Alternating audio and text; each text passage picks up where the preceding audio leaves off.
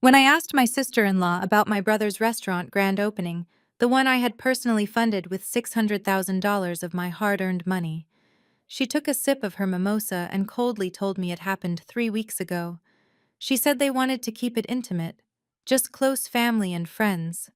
I stared at my phone trying to process her words. My money was apparently family enough to build the place, but I was not family enough to get an invitation to eat there. I did not scream. I did not cry. I just waited. Sure enough, 2 weeks later, the desperate phone calls began. Operating costs were piling up. Vendors were threatening to walk. She casually asked if I had wired the extra $50,000 they demanded. I took a slow sip of my red wine, smiled, and finally gave her my answer. Before I continue this story, let me know where you are watching from in the comments below. Hit the like button and subscribe if you have ever had to cut off toxic family members who treated you like a walking ATM. I am Nia. I am 36 years old and a commercial real estate investor based in Atlanta. I built my wealth from the ground up, outsmarting rooms full of men twice my age. Tonight, I was pacing the hardwood floors of my downtown penthouse, watching the city lights flicker through my floor-to-ceiling windows. The glass of Cabernet in my hand felt heavy, but my mind was sharper than ever. I had spent the last decade playing the role of the reliable savior for my family. Growing up, my brother Marcus was the golden boy. Everything he touched was celebrated, while my achievements were merely expected. When he wanted to open a high-end restaurant, I was the one who liquidated assets to hand him $600,000. I believed in family. I believed in supporting my own. My phone vibrated on the marble kitchen island, vibrating against the stone with an annoying urgency. The caller ID flashed a picture of Chloe. Chloe is my 32-year-old sister-in-law. She is a woman who grew up with old money privilege and never misses an opportunity to remind me of it. She is white blonde and carries herself with an unwarranted sense of superiority, especially around me. I pressed accept and put her on speakerphone, letting her voice echo through my empty living room. Nia, she began. Her voice lacked any warmth or standard greeting. We have a massive problem with the suppliers. The imported French wine for the VIP room is stuck at customs, and the vendor is threatening to cancel the entire account if we do not clear the balance by tomorrow morning. I need you to wire the $50,000 Marcus texted you about yesterday. She spoke not as someone asking for a massive financial favor, but as a manager delegating a mundane task to an assistant. I took another sip of my wine, letting the silence stretch between us. I slowly walked around the kitchen island, letting my heels click softly against the floor. I asked her how the grand opening went, the one I was not invited to. Oh, for heaven's sake, Nia. She sighed heavily. I already explained this. It was an intimate gathering.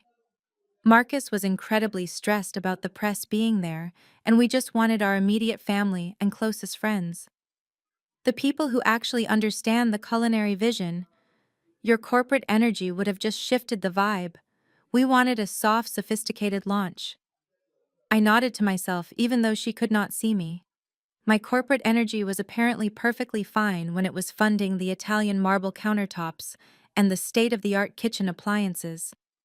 But it was not sophisticated enough for her exclusive guest list. I understand, I replied, keeping my voice dangerously calm. So about that $50,000. Yes, she snapped, clearly annoyed that I was making her wait.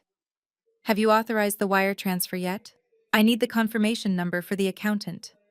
No, I said simply. What do you mean no? She demanded, her voice raised an octave, shattering her practiced high society tone. I mean no, Chloe. The answer is no. I am not sending $50,000. I am not sending $50. The Bank of Nia is officially closed. You and Marcus are the sole managers of that restaurant. Figure it out. You cannot do this, Nia, she practically shrieked through the speaker. Marcus is your brother. This is his dream. You are trying to sabotage his success because you are bitter. You have always been jealous of him, and now you are punishing us because we forgot to invite you to one stupid party. It was not a party, Chloe. It was the launch of an investment I entirely bankrolled.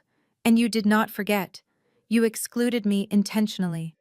There is a very clear difference. She let out a cruel, condescending laugh that made my blood run cold. You know what your problem is, Nia? You are 36 and completely alone. You sit in that sterile glass apartment obsessed with your spreadsheets and your bank accounts. You do not have a husband. You do not have children. You do not have a family of your own, so you simply do not understand the pressure of building a legacy. You are trying to buy your way into our happiness, and when it does not work, you throw a tantrum. The sheer audacity of her words hung in the air. This woman, who had never worked a 40-hour week in her life, was lecturing me about legacy while begging for my money to pay her bills. Her microaggressions were not new. She had spent the last 3 years making subtle digs at my independence, my tone, and my background. But this was the first time she had said the quiet part out loud. She felt entitled to my labor and my wealth, but she viewed me as less than human because I did not fit into her traditional mold. I did not raise my voice. I did not curse at her. I just leaned over the marble island closer to the microphone. "Chloe," I said softly, "good luck with the wine." I tapped the red end call button, cutting off whatever excuse or insult she was about to hurl at me. The silence in my penthouse returned, but the air felt electrically charged. I took a deep breath, feeling a strange mix of betrayal and absolute clarity. For years I had ignored the warning signs. I had overlooked the disrespect because I wanted to believe in my brother. I wanted to believe that supporting him would finally earn me a place of respect at their table. But tonight, the illusion was shattered.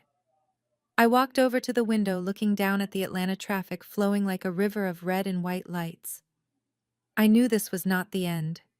Chloe would immediately run to Marcus, playing the victim. Marcus would run to our mother. The family machinery would start turning, ready to grind me down until I submitted and opened my checkbook.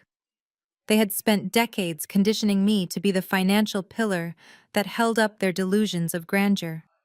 They thought I would crumble under the guilt. They thought I was desperate for their approval. I barely had time to finish my glass of wine when the heavy oak door of my penthouse shuddered under the force of a violent, aggressive pounding. It was not the polite knock of a neighbor or the building concierge. It was the frantic, demanding pounding of someone who felt entitled to my space and my obedience. I walked toward the entryway, checking the security camera monitor mounted on the wall. Standing in the hallway with her fists clenched and her face burning with absolute fury was my mother, Brenda. I unlocked the door, and before I could even pull it fully open, she pushed her way inside. She did not say hello. She did not ask how my day was. She marched straight into my living room, her heels stomping against my imported hardwood floors, like she was stepping directly on my patience. "What is wrong with you?" she yelled, spinning around to face me. Her designer handbag, the one I had purchased for her 60th birthday, swung wildly on her arm. "Chloe just called me in tears. She said you hung up on her while she was having a severe panic attack about the restaurant vendors." I closed the heavy oak door quietly and leaned against it, locking the deadbolt. "I did not hang up on her while she was having a panic attack, Mom. I hung up on her because she demanded $50,000 and insulted my life choices." Brenda threw her hands in the air, completely exasperated by my supposed selfishness. "Insulted you," she scoffed, pacing the length of my living room. "Nia, you need to stop being so incredibly sensitive. Chloe is under a tremendous amount of stress right now. Do you have any idea the kind of pressure she is under to make this launch look perfect to her peers? She comes from a respectable family, Nia. The kind of family that expects massive success and flawless execution. She lowered herself to marry your brother. She stepped way out of her wealthy circle to be with a black man from our modest background. The absolute least you can do is show some gratitude for the elite connections she is bringing to this family." I stood there and stared at the woman who gave birth to me, feeling completely disgusted by her deeply internalized inferiority complex. "You want me to be grateful that a mediocre white woman married your son?" I asked, keeping my voice dangerously low and steady. "You want me to thank her for gracing us with her presence by draining my bank account to fund her lavish lifestyle?" "You are impossible," Brenda snapped, pointing a manicured finger at my face. You have always been impossible and stubborn. You sit up here in this giant empty penthouse all alone. You are a single woman with way too much free time and way too much money. What else are you going to do with it? You cannot take your bank accounts to the grave, Nia. You should be happy to help your own brother build a family legacy.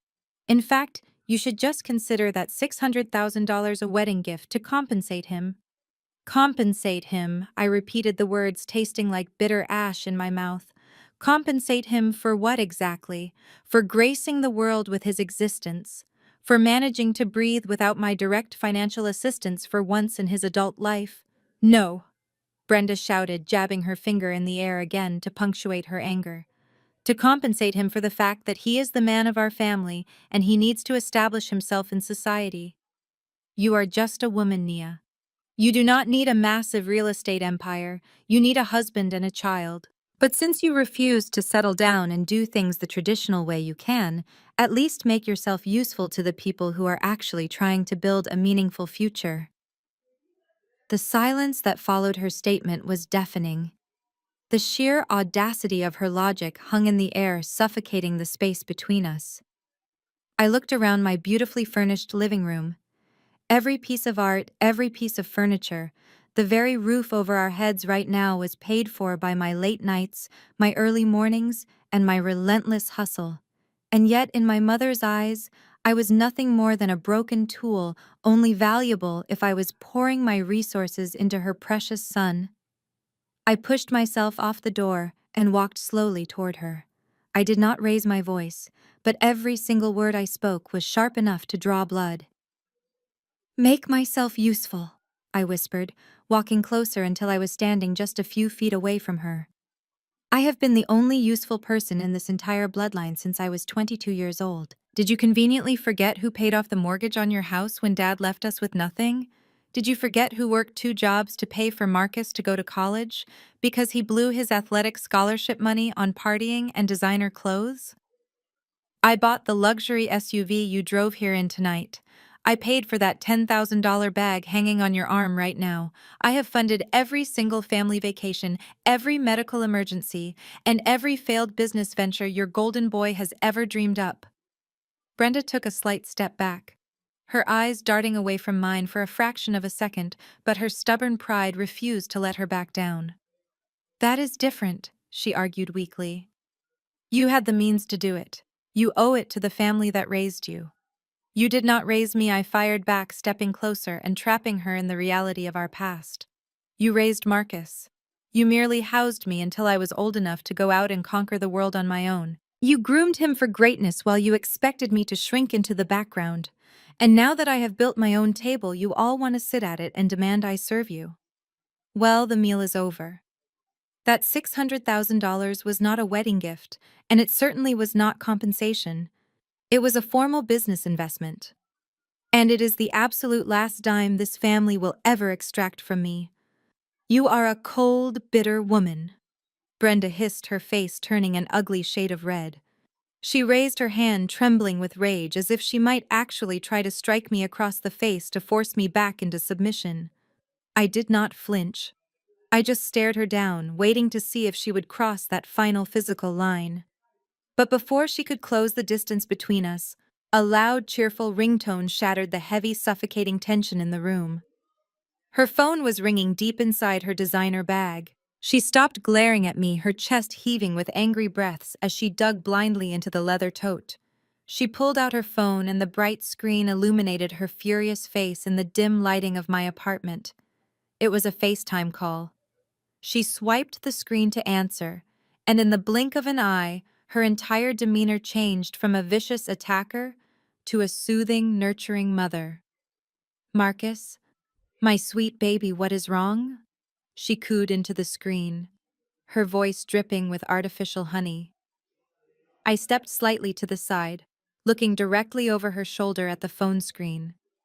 There was my 34-year-old brother, the supposed patriarch of our family, and a brilliant restaurateur.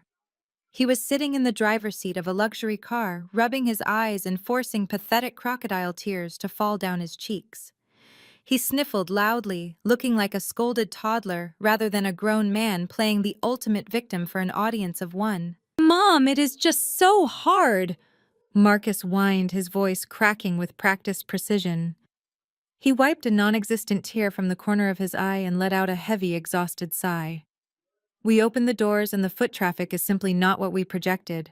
The local critics are completely ignoring us, and the vendors are acting like absolute sharks. They are breathing down my neck, demanding cash up front for every little delivery. I do not know how much longer I can keep my head above water, Mom. I am drowning out here trying to build something this family can be proud of. Oh, my sweet boy. Brenda cooed, her face softening into a mask of pure maternal devotion. She completely ignored my presence in the room, holding the phone closer to her face as if she could somehow hug him through the glass screen. You are working so hard, Marcus. The universe will reward your efforts. You just need a little more time to get things off the ground. It is not just the business, Mom. Marcus continued, his tone shifting from exhausted worker to concerned husband. It is Chloe. She is completely falling apart. The stress of this restaurant launch is destroying her mental health. You know how fragile she can be. She is so depressed about the financial strain that she can barely get out of bed in the morning. She has not eaten a full meal in days. I am genuinely terrified for her well-being. She just needs a little relief, just a little financial breathing room so she can heal and we can focus on the culinary vision without this crushing anxiety. Brenda gasped, pressing a dramatic hand to her chest. Oh, that poor darling girl. You tell Chloe I am praying for her. You tell her not to worry about a single thing. Family takes care of family. I stood silently behind my mother watching the performance unfold on the bright screen. I did not look at my brother and his fake tears. I analyze commercial properties and spot hidden liabilities for a living. My eyes are trained to ignore the emotional pitch and focus entirely on the hard data. I looked past his face and analyzed the environment around him. The lighting illuminating his features was not the harsh fluorescent glare of a restaurant kitchen or the dim shadow of a depressing bedroom. It was the soft, ambient glow of a high-end vehicle dashboard. I looked at the headrest directly behind him. It was crafted from pristine, cream-colored perforated leather, accented with custom red stitching. I recognized that interior instantly. That was not the 5-year-old sensible sedan Marcus had been driving since college. Then Marcus made a fatal error. He shifted his phone to his other hand to wipe his nose, causing the camera angle to tilt sharply to the right. The passenger side of the vehicle came into full clear view for just a few seconds, but a few seconds was all I needed. There was Chloe. She was not trapped in bed, crippled by severe depression. She was sitting comfortably in the passenger seat of a brand new, fully loaded Porsche Cayenne. Her blonde hair was perfectly styled in a fresh, expensive salon blowout. She was wearing oversized designer sunglasses and scrolling casually on her phone. But the most damning piece of evidence was resting squarely on her lap. It was a flawless, structured leather handbag with distinct gold hardware. A Hermes Birkin bag. I know luxury assets when I see them because I actually work for mine. That specific bag in that specific colorway cost a minimum of $25,000 on the resale market. I stepped out from behind my mother, casting my tall shadow over her shoulder, and leaned directly into the camera frame. Depressed in a brand new Porsche, I asked, my voice slicing through the heavy emotional atmosphere like a scalpel. Marcus physically jumped, dropping the phone into his lap before scrambling to pick it up. The camera shook violently before his panicked face reappeared on the screen. The fake tears were instantly gone, replaced by the wide-eyed terror of a man who had just been caught red-handed. Nia, he stammered, his eyes darting frantically off-screen toward his wife. What are you doing there? I was talking to Mom. I am sure you were, I replied, crossing my arms over my chest. I just wanted to clarify the financial situation. You need $50,000 to save your failing restaurant and cure your wife of her debilitating depression. Yet your wife is currently sitting in a $100,000 luxury SUV holding a $25,000 purse. Did the doctor prescribe German engineering and French leather for her anxiety, Marcus? Brenda turned around to face me, her expression twisted in absolute confusion. What are you talking about, Nia? Marcus is struggling. Do not be so cruel. Open your eyes, Mom, I said, pointing a firm finger at the phone screen. Look at the background. Look at what she is holding. That $600,000 I gave him did not go into a commercial kitchen. It went into a luxury car dealership and a designer boutique. Marcus realized his cover was entirely blown and immediately pivoted to the only defense mechanism he knew: blind, aggressive deflection. You are such a toxic, hateful person, Nia, he yelled through the speaker, his face turning red with genuine anger now. You are always looking for a reason to tear us down. I bought that car on a lease. It is a business expense for entertaining clients, and Chloe bought that bag years ago. You are just jealous because you have nothing to spend your money on but empty apartments and tailored suits. You cannot stand the fact that I am building a real life with a real woman who actually loves me. Before I could even open my mouth to systematically dismantle his pathetic lies, my mother reacted. Brenda could not handle the cognitive dissonance. She could not process the fact that her perfect son was a manipulative fraud who was actively bleeding our family dry. Instead of facing the painful truth, she chose to protect her delusion by attacking the messenger. Brenda swung her arm and slapped me hard across the left side of my face. The sharp cracking sound echoed off the high ceilings of my penthouse. The physical force of the blow snapped my head to the side. A hot, stinging sensation instantly bloomed across my cheekbone, spreading heat down to my jaw. Silence descended upon the room. On the phone screen, Marcus completely stopped yelling, his mouth hanging open in shock. I slowly turned my head back to look at my mother. I did not raise my hand to touch my cheek. I did not cry. I did not yell. I just stared at her with eyes so cold they could have frozen the air between us. Brenda stood there breathing heavily, her hands still hovering in the air between us. The furious righteousness in her eyes slowly began to crack, replaced by a creeping, terrifying realization of what she had just done. She had crossed a physical boundary that could never ever be uncrossed. Nia, she whispered, her voice suddenly trembling as she lowered her hand. Nia, I am sorry. You just made me so angry. You cannot speak to your brother that way. Get out, I said. My voice was barely above a whisper, but it carried the absolute authority of an eviction notice. What? Brenda stammered, taking a nervous step backward toward the hallway. Honey, please be reasonable. We are family. We just need to calm down and talk about this. Get out of my house, Brenda, I repeated, stepping toward her. I did not call her mom. I stripped her of that title the moment her hand made contact with my face. You are standing in my property. You have exactly 10 seconds to walk out that front door before I call the building concierge and have security physically remove you from the premises. She looked into my eyes and saw absolutely zero hesitation. She knew I was not making a hollow threat.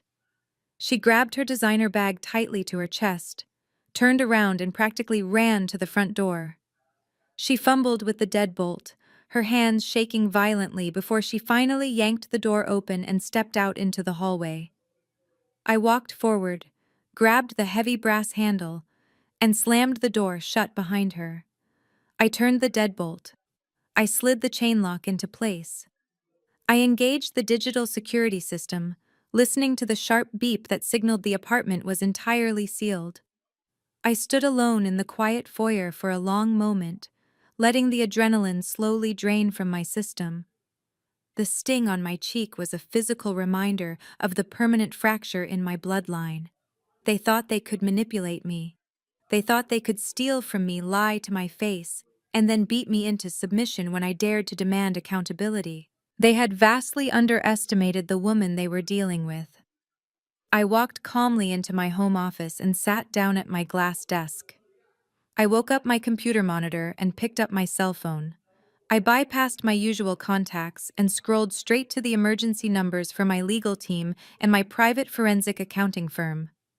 I dialed the number and waited for the familiar professional voice on the other end. This is Nia, I said, leaning back in my leather chair. I am calling an emergency audit. I need your team to pull every single financial record, bank statement, and tax filing associated with an entity called the Ivory Spoon LLC. Track every wire transfer, trace every vendor payment, scrutinize every single account under that name. I want to know exactly where my $600,000 went, and I want the preliminary results on my desk by tomorrow night. Exactly 24 hours later, the sun had completely set over the Atlanta skyline, leaving my penthouse wrapped in total darkness. The only light in the massive living space came from the three modern pendant fixtures suspended directly above my marble kitchen island. I was pacing a slow, deliberate circle around the cool stone counter, holding a mug of black coffee that had long since gone cold. I was waiting. The silence of the apartment was heavy, pressing down on my shoulders as the minutes dragged by. At exactly 9 o'clock, the sharp, sudden ping of an incoming email echoed from my laptop speakers. I set my mug down and walked over to the screen. It was an encrypted file from my lead forensic accountant. The subject line simply read, "The Ivory Spoon LLC Preliminary Financial Audit." I opened the file, and the bright white light of the PDF document reflected in my eyes. I have spent my entire adult career analyzing commercial property valuations, navigating corporate debt structures, and identifying severe financial risk. I know how to read a balance sheet the exact same way a classical musician reads sheet music. It is a language of numbers that never lies. But what I was looking at on my screen was not a legitimate business ledger. It was a digital crime scene. My initial investment of $600,000 was transferred directly into the primary operating account of the restaurant exactly 4 months ago. The elaborate business plan Marcus had presented to me back then claimed the funds would be strictly allocated for high-end commercial kitchen equipment, imported ingredients from Europe, aggressive local marketing campaigns, and a solid 6-month financial runway to guarantee employee payroll. That entire business plan was a complete fabrication. The reality, documented in black and white bank transfers right in front of my eyes, was absolutely disgusting. Within 48 hours of my money clearing the bank, Marcus had initiated a series of massive electronic wire transfers. $150,000 was completely drained from the business account in a matter of days. The receiving institutions were not wholesale food distributors or commercial contractors. They were offshore holding companies tied directly to unregulated online sports betting and high-stakes gambling platforms. My brother had taken a quarter of my hard-earned investment and literally rolled the dice to quietly pay off his massive hidden gambling debts before his new wife could find out about them. But his financial betrayal did not stop there. I scrolled down to the next page of the audit, tracking the secondary capital outflows. $200,000 was systematically funneled into a separate checking account under Chloe's name, fraudulently categorized as an executive discretionary fund. From that specific account, my accountant had traced the exact chronological receipts of their fake luxury lifestyle. There was the verified cashier's check made out to the luxury auto broker, covering the massive down payment on the Porsche Cayenne. There were the exorbitant credit card payments to designer boutiques in the wealthy Buckhead district, matching the exact retail price of the Hermes Birkin bag I had seen sitting on her lap during the video call. Marcus was literally embezzling my wealth to fund his wife's elite high society cosplay so she could impress her snobby relatives. The remaining $250,000 of my initial investment was bled dry through 1,000 different cuts of pure financial incompetence. First-class flights to Miami and Paris, 5-star hotel suites booked for weeks at a time, thousands of dollars swiped at high-end nightclubs, and private golf courses, all illegally written off under the corporate tax ledger as culinary research and client networking. By the time the restaurant actually opened its doors to the public last month, the primary operating account was already suffocating on fumes. My money was completely gone. I took a deep breath, feeling a cold, calculating rage settle heavily into the center of my chest. But the forensic audit was not finished. There was another section near the bottom of the report flagged in bright red ink by my accountant. It was the current payroll ledger. The restaurant had hired a full staff of executive chefs, experienced line cooks, servers, and bartenders to keep the illusion running. According to the state labor board filings and the internal bank records, none of those hardworking people had received a single paycheck in over 2 months. Marcus was committing blatant wage theft. He was forcing working-class people to labor in a hot, stressful kitchen for free while his entitled wife drove around the city in a $100,000 German vehicle purchased with stolen money. The sheer ethical bankruptcy of his actions made my stomach turn. Then I scrolled down to the final page of the PDF document, and my blood ran completely cold. The restaurant operating account currently had 0 operational funds, but it was still somehow managing to keep the lights on through a secondary influx of cash. It was an unsecured personal loan for $100,000 taken out just 3 weeks ago. The interest rate attached to the loan was predatory, practically bordering on financial extortion. But Marcus was not the primary borrower. He did not have the credit score or the collateral to secure a loan of that size from any legitimate institution. I zoomed in on the digital signature line of the loan contract. The personal guarantor, the person legally on the hook for the entire $100,000, plus the massive daily interest penalties, was Brenda. My brother had secretly used our mother's social security number and her lifetime of spotless credit to secure a massive loan entirely behind her back. She was the one who had legally co-signed the debt without even realizing the gravity of the paperwork he had likely shoved in front of her face. The tragic irony hit me like a physical blow. Just 24 hours ago, my mother had stood in my living room and slapped me across the face to defend her golden boy. She had called me selfish and bitter. She had demanded I bow down to his genius.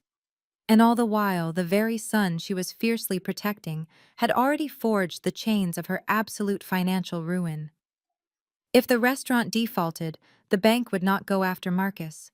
They would go directly after Brenda. They would garnish her modest retirement savings, freeze her checking accounts, and seize the condominium she had spent the last 20 years paying off. He was completely willing to sacrifice his own mother's basic survival, just to keep his pathetic charade alive for a few more weeks. I sat at that marble kitchen island in total silence until the sun slowly began to rise over the city, casting a pale morning light across the stacks of printed financial documents I had laid out. I did not feel sad anymore.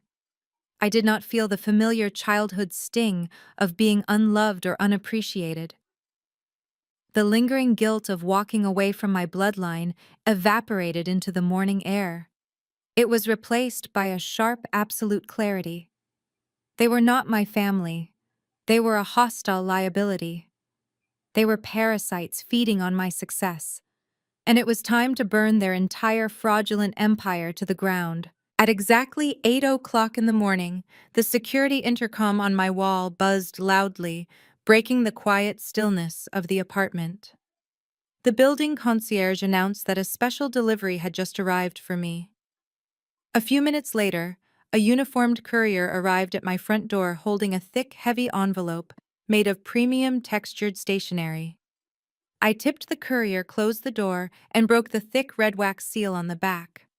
I pulled out the heavy cardstock inside. It was an elegant gold-trimmed invitation embossed with expensive looping calligraphy. It read, "You are cordially invited to a family reconciliation dinner at the Ivory Spoon." The short note printed at the very bottom was written in familiar cursive handwriting. It was personally signed by Chloe. I did not tear the invitation. I placed it neatly on my desk and went to my closet. If I was walking into the tiger's den, I was going to dress like the predator. I chose a tailored charcoal pantsuit, my sharpest stiletto heels, and a vintage gold watch that projected quiet, undeniable authority. When I pulled up to the valet stand in front of the Ivory Spoon that evening, the crisp Atlanta air felt electric. The facade of the restaurant was undeniably gorgeous. Custom wrought iron detailing and imported heavy mahogany doors welcomed the guests. It was a beautiful illusion, bought and paid for by my $600,000. I handed my keys to the valet, stepped inside, and the heavy doors closed behind me, shutting out the city noise. I walked through the main dining room, my heels clicking rhythmically against the polished marble floor. The restaurant had been completely closed to the general public for this private event. Instead, the room was filled with Chloe's extended family. They were the epitome of Southern old money, women in understated pearls, and men in seersucker suits sipping expensive champagne. As I walked past them, their conversations dropped to a hushed whisper. I felt their scrutinizing gazes scanning my dark skin, my tailored suit, and my unbothered expression. They looked at me not as a guest of honor or the primary investor, but as an unwelcome outsider who had somehow slipped past the velvet rope.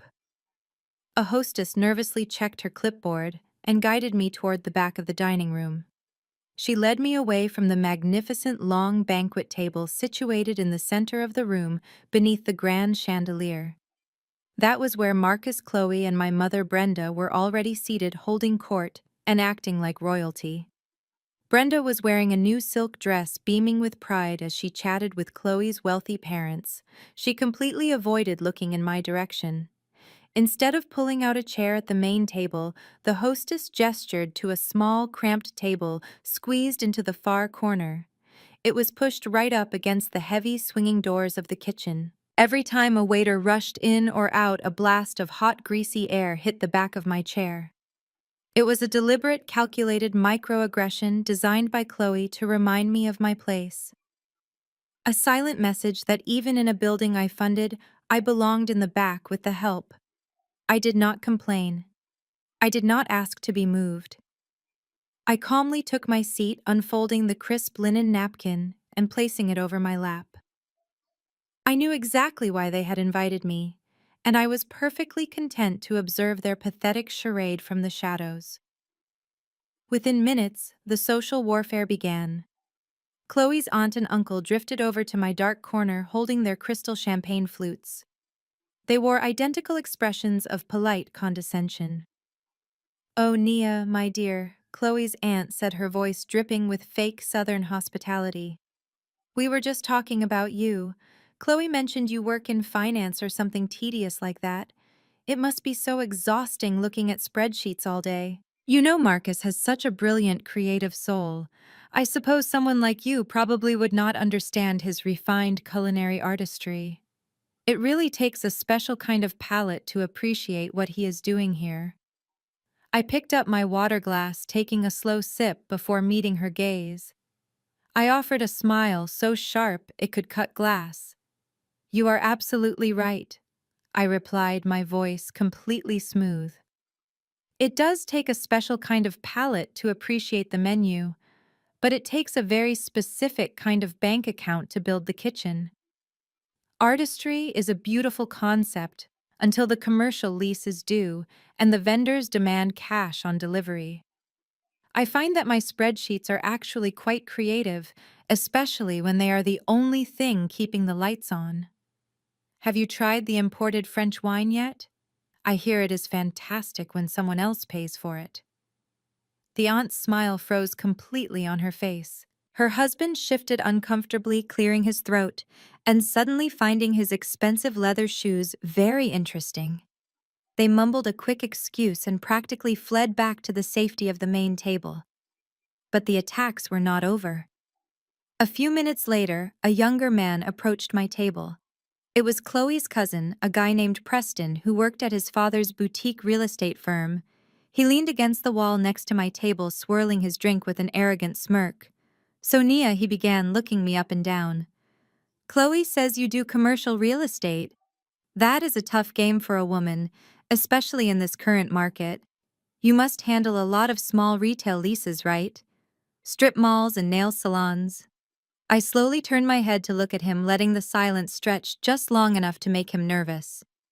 "Actually, Preston, I specialize in high-yield commercial acquisitions and distressed asset buyouts. I acquire massive commercial spaces when the previous owners inevitably default on their over-leveraged loans due to poor financial management. It is a highly lucrative game if you know how to read the debt structures. But I am sure your father's firm does a wonderful job with the strip malls you mentioned." Preston blinked, his arrogant smirk vanishing instantly. He opened his mouth to reply, but could not find the words to counter my blatant dismissal. He quickly checked his watch, pretended he needed another drink, and walked away with his tail between his legs. I sat back in my chair watching them whisper frantically to Chloe. I could see the panic flashing in my brother's eyes. He knew I was not there to play the passive victim. I was the silent majority shareholder sitting in the dark and counting down the minutes until their entire house of cards collapsed. The dinner service officially began, but the tension in the room was absolutely suffocating. I ate my salad in silence, watching the fake smiles and listening to the hollow laughter echoing off the marble walls. Every bite they took was funded by my bank account. Every sip of champagne was paid for by the sweat of my brow. Yet they sat there toasting to Marcus's imaginary genius while pushing me into the shadows. I watched my mother Brenda laughing with people who secretly looked down on her, just happy to be included in their proximity to whiteness and wealth. Then the main courses were cleared away, and the room grew suddenly quiet. The background jazz music faded to a soft hum. Marcus and Chloe stood up from their velvet chairs at the center of the grand table. Marcus picked up a heavy silver spoon and began clinking it loudly against the side of his champagne flute. The sharp ringing sound demanded the attention of every single person in the room. Conversation stopped and all eyes turned to the golden couple. Chloe smiled brightly, linking her arm through his. She looked directly across the room, right at my dark little corner, her eyes cold and predatory. "Thank you all so much for coming," Marcus announced, his voice projecting across the silent dining room. "Tonight is about family. It is about unity and the beautiful journey we are all on together. And in the true spirit of family, Chloe and I want to take this beautiful opportunity to publicly resolve a few unfortunate misunderstandings." Marcus lowered his champagne flute and stepped back, allowing his wife to take center stage. Chloe reached into her $25,000 handbag and pulled out a thick, crisp manila envelope. She held it delicately with both hands, as if she were holding a sacred text. She looked around the room, making deliberate eye contact with her wealthy relatives, before finally letting her gaze fall onto me.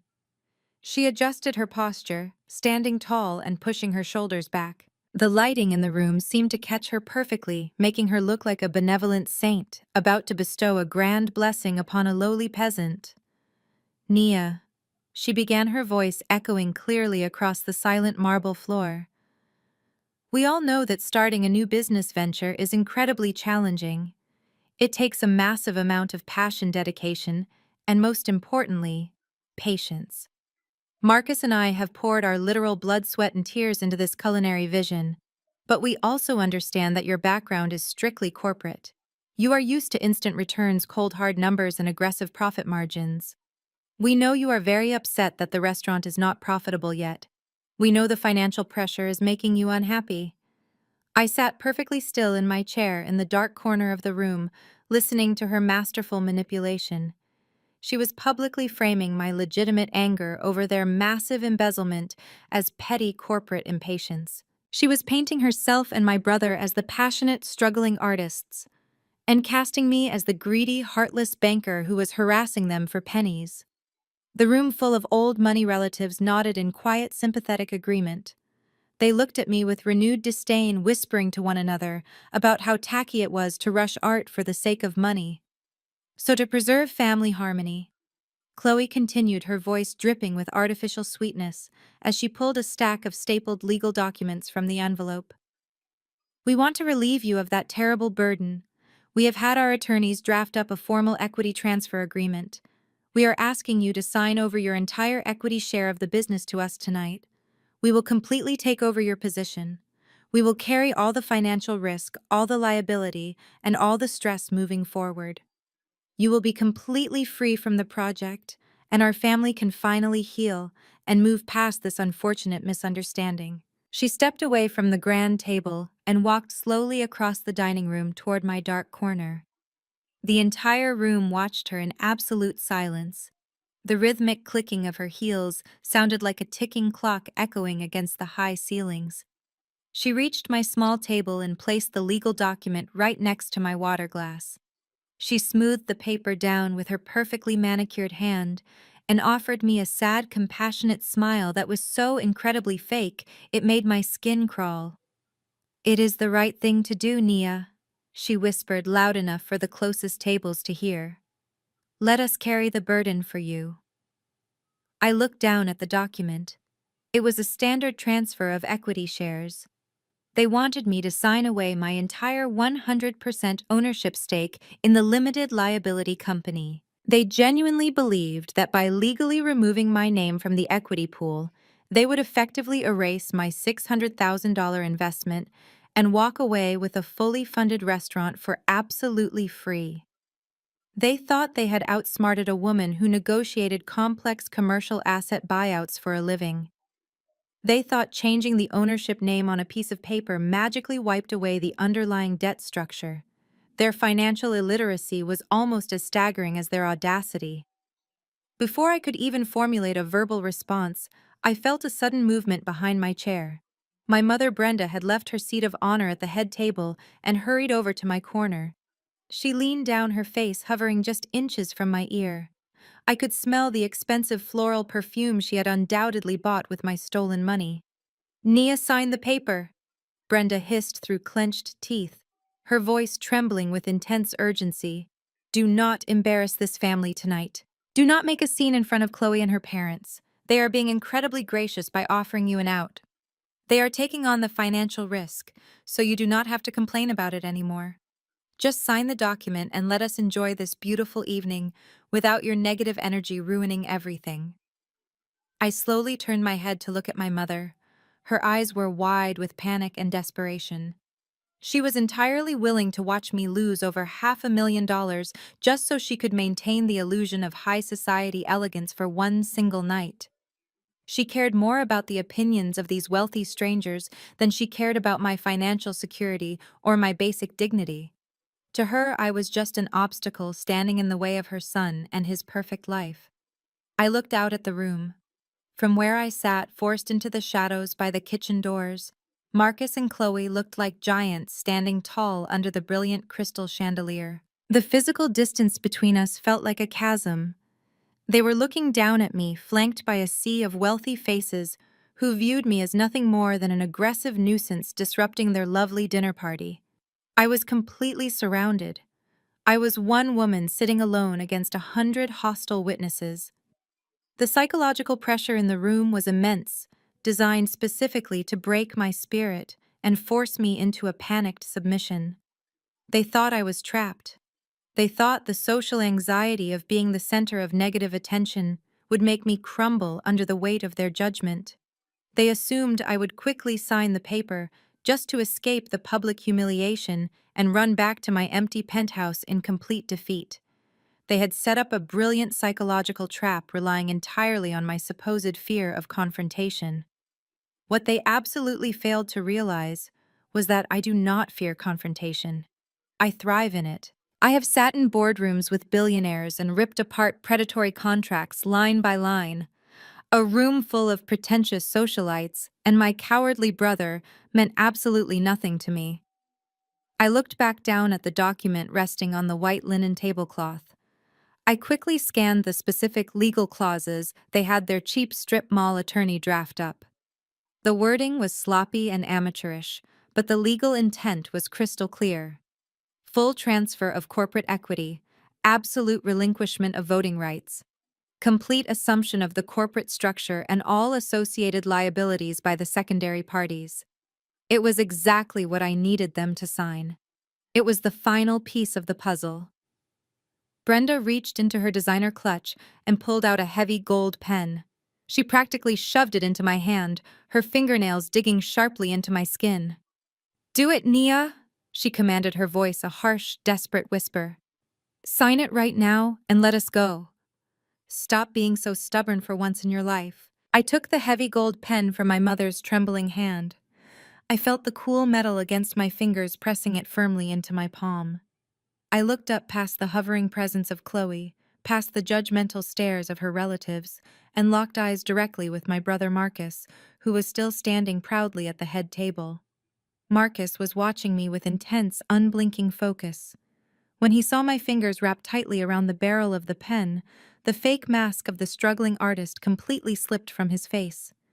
A massive, arrogant smile spread across his lips, revealing his true nature. His eyes flashed with pure, unadulterated, triumphant greed. He thought he had just pulled off the greatest heist of his life. He thought he had officially stolen my money, my business, and my pride, all in one effortless sweep. I held the pen, hovering just a fraction of an inch above the signature line. The entire dining room held its collective breath. I could practically hear the frantic beating of my mother's heart as she stood right next to my chair, her presence a suffocating weight. I looked at the crisp black ink printed on the page. To the untrained eye, to someone like my brother or his arrogant wife, it looked like a simple relinquishment of ownership. It looked like I was giving away a massive asset for free. But I knew exactly what the fine print actually meant. I knew that corporate equity in a failing company is not an asset at all. It is an anchor. I let my shoulders slump forward, just a fraction, physically mimicking the posture of a woman who had finally been broken by the overwhelming emotional pressure of her family. I let my eyes drop to the table, adopting the submissive, defeated look they had all been waiting for. I let out a long, heavy sigh. "Fine," I said. My voice was intentionally soft, laced with a manufactured tone of total exhaustion. "If you truly want to carry the financial risk of this entire operation, if you genuinely believe you are prepared to handle the absolute weight of this business without my corporate energy, then I will step away. I will give you exactly what you want." I pressed the gold nib of the pen against the paper. I wrote my name with slow, deliberate precision. Every loop and curve of my signature was legally binding. I was officially signing over my 100% ownership stake in the Ivory Spoon LLC. I was officially transferring the title, the voting rights, and most importantly, the absolute liability directly into the hands of Marcus and Chloe. I dotted the I and crossed the T, lifting the pen from the page. It was done. The trap was set, and the lock was secured. Before the ink was even fully dry, Chloe lunged forward. She snatched the document off the table so fast she nearly knocked over my crystal water glass. She clutched the paper to her chest, her knuckles turning white. A radiant, victorious smile broke across her face, completely replacing the fake, compassionate mask she had worn just moments before. She looked down at my signature and let out a breathless laugh of pure, unadulterated triumph. She honestly thought she had just conquered me. "Thank you, Nia," she said, her voice ringing with sheer, arrogant delight. It echoed loudly across the silent room. "This is absolutely for the best. The restaurant is now 100% ours. We can finally execute Marcus's true culinary vision without your constant interference and your endless demands for profit margins. We can build our legacy the right way." She paused, looking me up and down with an expression of utter disgust. "And since you are no longer a part of this company, I think it is best if you leave now. This dinner is a private celebration for the owners and their supportive family. We do not need any more of your negative corporate energy ruining the atmosphere. Besides, your meal has not even been prepared. We told the chef not to bother wasting the expensive imported ingredients on someone who was not planning to stay." A chorus of soft, mocking laughter rippled through the dining room. Chloe's wealthy aunts and uncles chuckled at her cruel dismissal, sipping their expensive champagne and looking at me with undisguised contempt. They whispered to each other, pointing at me like I was a pathetic beggar who had just been rightfully thrown out of a royal court. Brenda let out a massive, audible sigh of relief. She patted my shoulder awkwardly, clearly thrilled that the confrontation was over, before scurrying quickly back to her seat of honor at the main table. She had her peace. She had her perfect family image preserved. She did not care that her daughter had just been publicly humiliated and kicked out of a building she had paid for. I did not argue. I did not throw my drink or raise my voice in anger. I simply placed the cap back on my mother's heavy gold pen and set it gently on the white linen tablecloth. I stood up, pushing my chair back with a smooth, controlled motion. I smoothed the non-existent wrinkles from my tailored charcoal pantsuit. I picked up my leather clutch and buttoned my coat with slow, elegant precision. I refused to give them the satisfaction of seeing me rush or stumble. I looked around the room, making deliberate eye contact with every single person who was laughing at me. I watched the smug grins on the faces of the old money relatives. I memorized the look of absolute satisfaction on my mother's face. My gaze finally landed on Marcus. He was standing at the head of the grand table looking like a conquering king. He raised his crystal champagne flute in a silent, mocking toast, looking down at me with an expression of pure victory. I smiled back at him. It was not a warm smile. It was not a smile of surrender or forgiveness. It was the cold, calculated smile of an apex predator watching a trap snap shut around its prey. It was a smile that promised absolute total destruction. For a brief second, I saw a flicker of confusion pass over his face. He did not understand why the woman he had just robbed was smiling, but he would understand very soon. I turned on my heel and walked toward the exit. My footsteps echoed loudly across the polished marble floor, cutting sharply through their celebratory chatter. I did not look back. I pushed open the heavy mahogany doors and stepped out into the cool, crisp Atlanta night. The valet rushed forward to bring my car around. I handed him a generous cash tip, slid into the driver's seat of my luxury sedan, and closed the heavy door. The thick acoustic insulation of the car instantly shut out the noise of the city. I was completely alone in the quiet, dark cabin.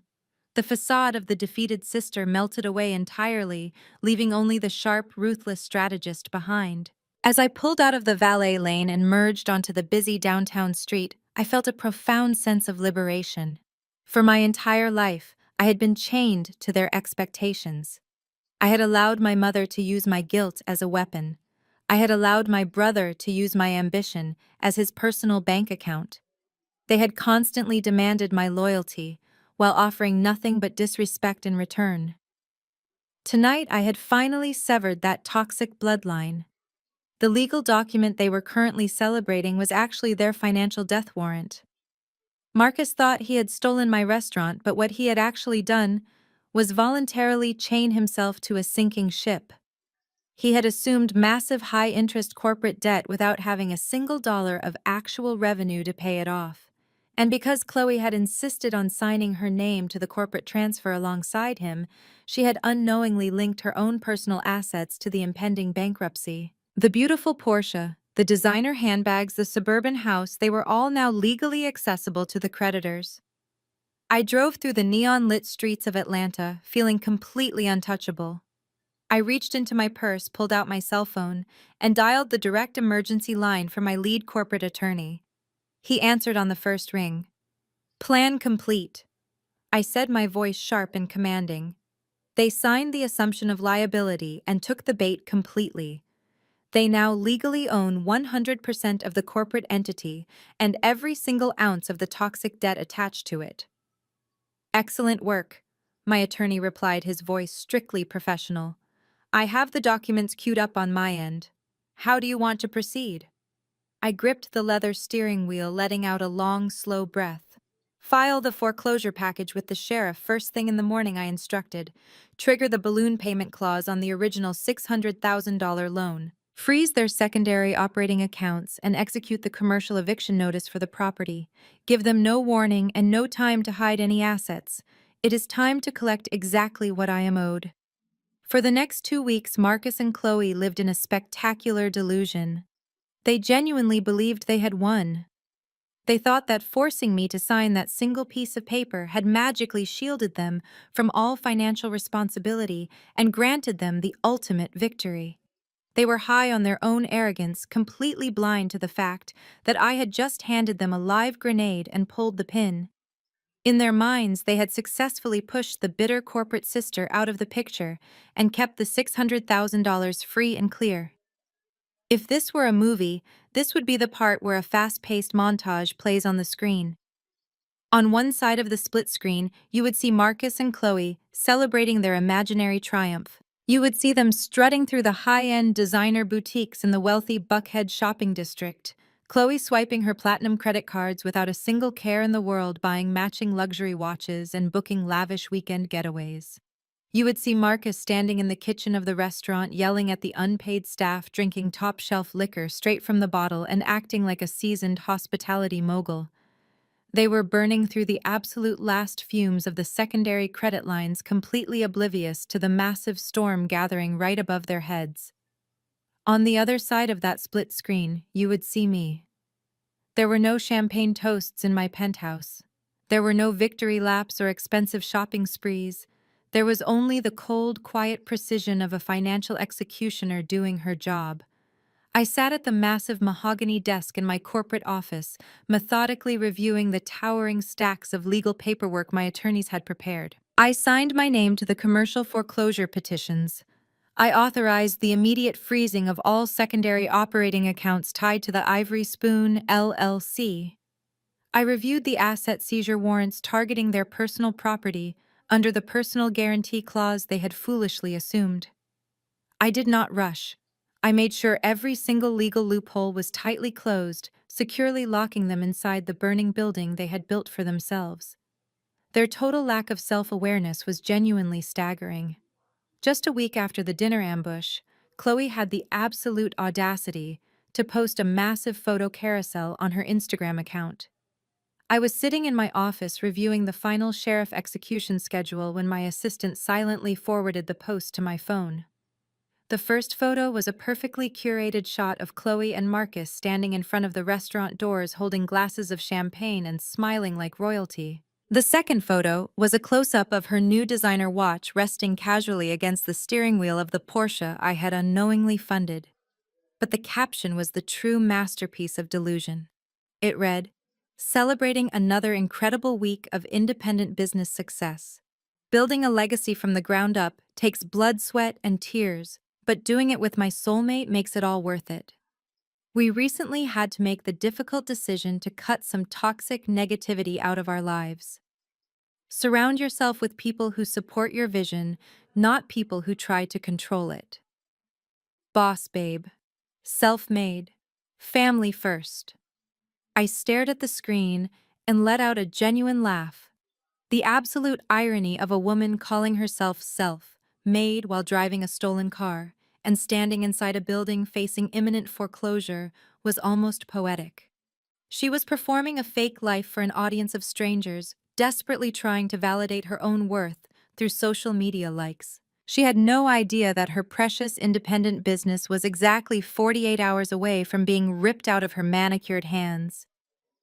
The first real crack in their flawless fantasy happened on the first day of the new month. For the past 4 years without fail, an automated wire transfer from my personal checking account had been deposited into my mother's bank account. It was a generous monthly allowance that covered the mortgage on her luxury condominium, her expensive car lease, and her country club membership fees.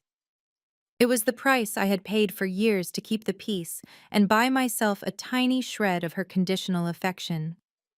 But this month, the automated wire transfer did not happen. I had canceled it the very same night I threw her out of my penthouse. My phone rang at exactly 9 in the morning. I looked at the caller ID, saw Brenda flashing on the screen, and calmly answered the call, placing her on speakerphone. Nia, my mother, barked, her voice tight with panic and entitlement. "What is going on with the bank? My auto pay for the condo maintenance fee just bounced, and the country club just sent me an embarrassing email about a declined transaction. Did you change your routing number again? You need to fix this immediately before my credit takes a hit." She did not ask how I was doing. She did not apologize for ambushing me at the restaurant or slapping me in my own home. She just demanded her money, expecting me to instantly fall back into my role as the obedient ATM. I leaned back in my leather office chair, steepling my fingers together. I did not change my routing number. "Mom," I replied, my voice completely flat and devoid of any emotion.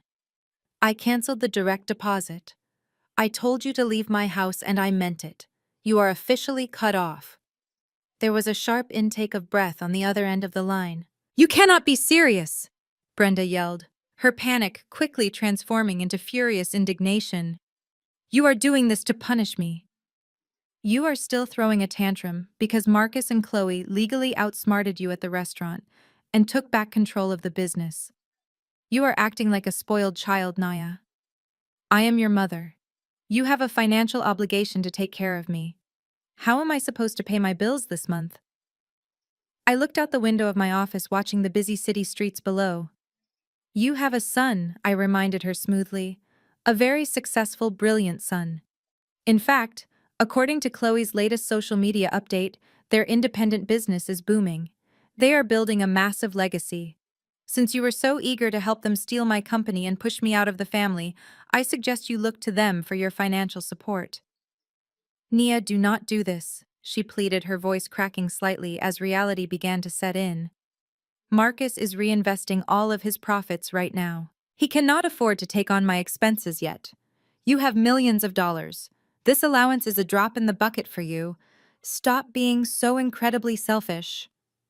I am done being the safety net for people who despise me, I said, cutting through her desperate excuses. Tell your billionaire son to pay your bills. I am done.